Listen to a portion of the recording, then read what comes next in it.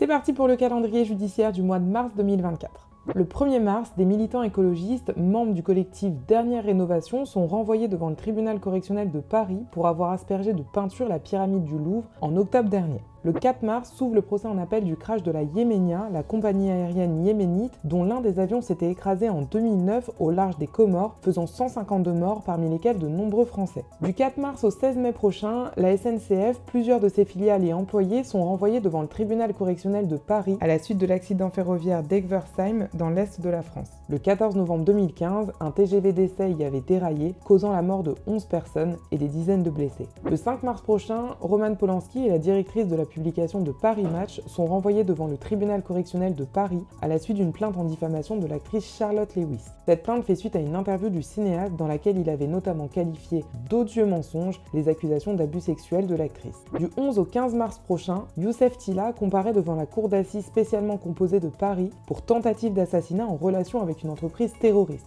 En avril 2020, au volant de sa voiture, il avait foncé sur 2 policiers à moto à Colombes, dans les Hauts-de-Seine. Du 21 au 28 mars prochain, Augustin de Romanet et Jean-Pierre Jouyet, anciens directeurs de la Caisse des dépôts, sont renvoyés devant le tribunal correctionnel de Paris pour détournement de fonds publics et favoritisme. Le criminologue Alain Bauer est quant à lui renvoyé pour recel de ces infractions. En cause, plusieurs contrats conclus par la Caisse des dépôts qui pourraient s'apparenter à des contrats de complaisance au bénéfice du criminologue.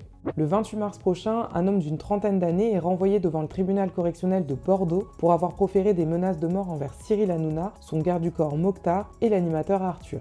Toujours le 28 mars, un homme de 36 ans est cette fois renvoyé devant le tribunal correctionnel de Béziers pour des messages diffusés sur TikTok visant Emmanuel Macron.